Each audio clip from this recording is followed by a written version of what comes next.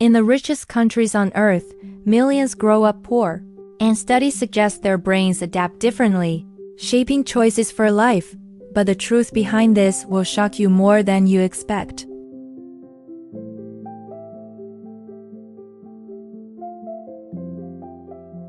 But most people never see it happening, quietly steering money decisions, confidence, and ambition from a very young age. Today, you will discover 3 unsettling truths: how scarcity trains the brain, why survival thinking lingers for decades, and how this invisible wiring silently controls financial behavior long after poverty ends. This is not about blame or excuses. It is about understanding a system that shapes millions of lives globally, from American cities to European towns, often without anyone noticing until it is too late. Let me show you exactly how this happened, step by step, through real stories, research-backed patterns, and simple examples that reveal what growing up poor actually does inside the human brain. Imagine being 8 years old, hearing bills argued over, feeling food run out, watching stress fill a room. Because sources suggest the brain records these moments like survival lessons, not temporary problems. According to financial psychology research, the brain learns fastest under stress, and poverty creates constant stress, turning everyday life into training for emergency thinking rather than long-term planning or calm decision-making. This matters now because millions of adults wonder why saving feels painful, risks feel terrifying, or money slips away, without realizing these reactions were learned early, not chosen later, and not easily unlearned. Behavioral economists report that scarcity narrows focus, meaning the brain locks on to today, not tomorrow, which helped survival once, but quietly damages financial growth in modern economies built on delayed rewards. Here is a surprising twist. Growing up poor does not just limit resources, it often sharpens certain skills, like awareness and problem solving, but those strengths come paired with hidden psychological costs. Sources suggest that children raised with scarcity become experts at short-term trade-offs, choosing what matters now, yet struggle later when systems reward patience, planning, and trusting future stability. In the United States, United Kingdom, and across Europe, this pattern repeats, different accents, same wiring, because the brain responds to pressure similarly, no matter the country, culture, or currency involved. Now here's where things get really interesting. Because the brain changes are not random, they follow predictable paths that scientists can measure, explain, and connect directly to adult financial behavior. Researchers studying brain scans reportedly found differences in areas linked to memory, emotion, and control, especially in people who experienced long-term childhood poverty rather than short, temporary hardship. Think of the brain like a map under construction. Childhood is when roads are paved, and poverty often builds highways toward fear, urgency, and loss avoidance, while limiting roads toward patience and trust. One mini surprise: these changes are not about intelligence. IQ remains similar, but decision style shifts, meaning how choices feel inside, heavy, rushed, or risky, changes dramatically over time.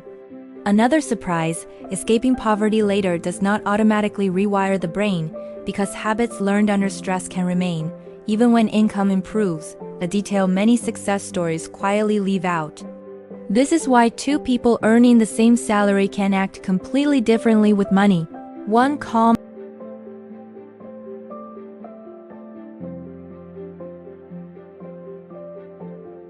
Now let us break down the first major revelation, the simplest, clearest, and most visible way poverty rewires the brain, using numbers, scenes, and everyday moments you may recognize instantly.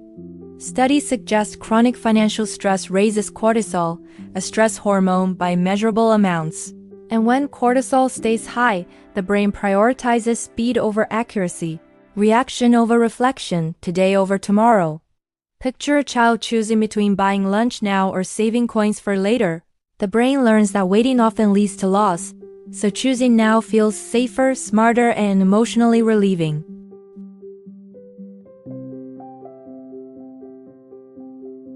And savings plans, and sources suggest the emotional system still whispers, "Take it now," before it disappears.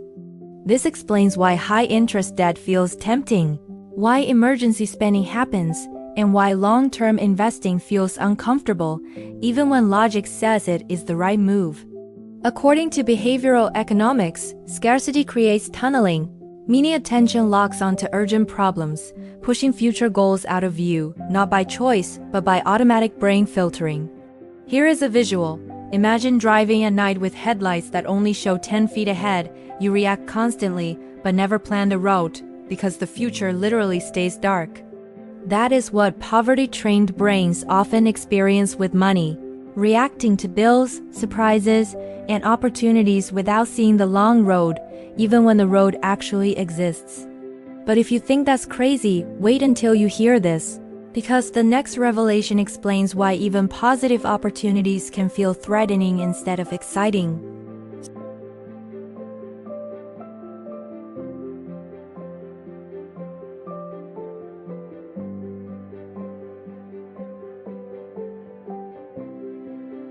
This means promotions, bonuses, or sudden income increases may trigger anxiety, not joy, because the brain expects loss to follow gain, based on past experiences, not current reality.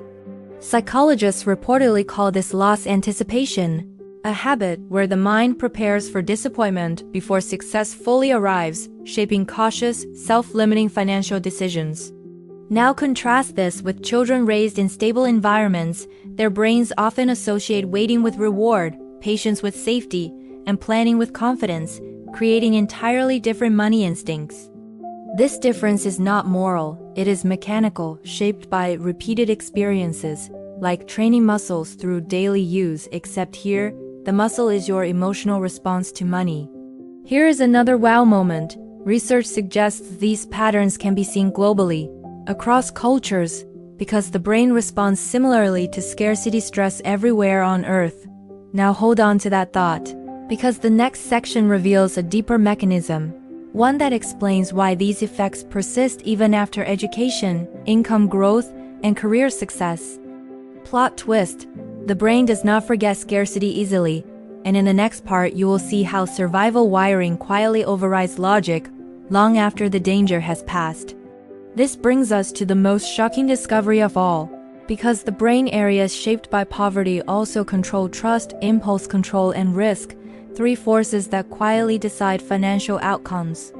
According to neuroscience studies, the prefrontal cortex, the planning center, develops slower under chronic stress, while the fear center becomes more active, shifting the balance toward protection over growth. In simple terms, the brain becomes excellent at avoiding loss, but weaker at chasing gain, which sounds safe. Yet modern finance rewards calculated risk, patience, and long-term confidence.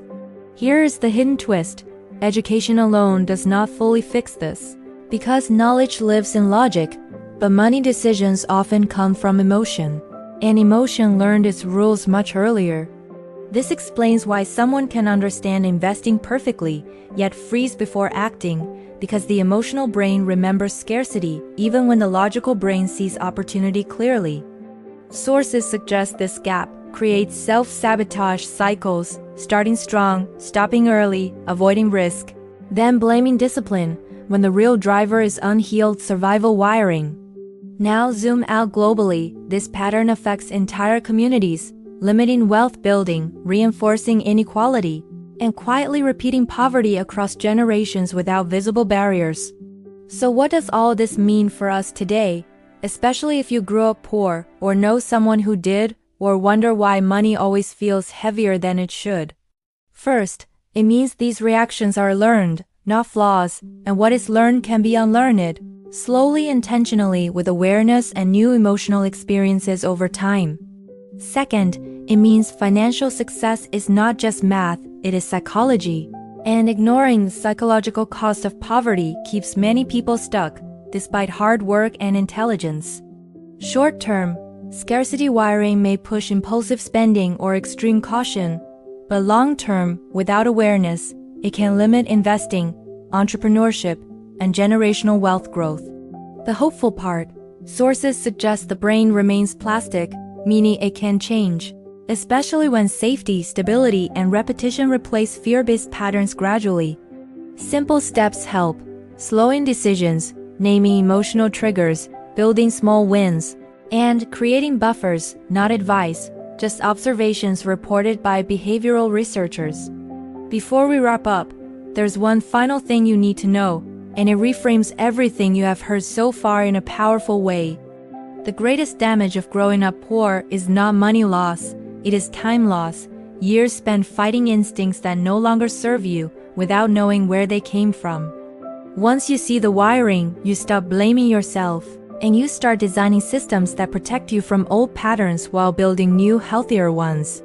This is how cycles quietly break, not through motivation alone, but through understanding, patience, and environments that reward calm over survival. If this opened your eyes, remember this story is still unfolding because millions are relearning money from the inside out, one decision at a time. Today, we uncovered how poverty rewires the brain, why scarcity thinking lingers, and how these patterns shape financial behavior globally. If you want deeper stories like this, subscribe, like, and share, and tell us in the comments, what money habit do you think came from your childhood experiences? Like, subscribe, share.